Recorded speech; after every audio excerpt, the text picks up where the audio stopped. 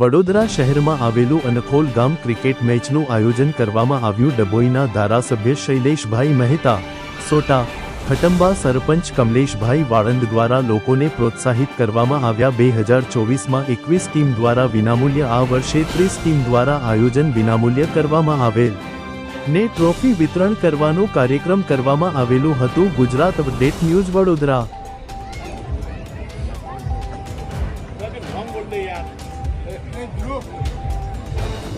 जय श्री राम.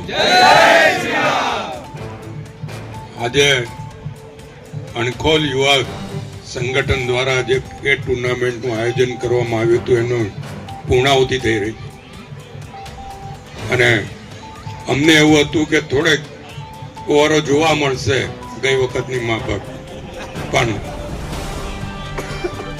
પાર્થ અને park રેસની team થોડીક પાણીમાં બેસી ગઈ એવું લાગે.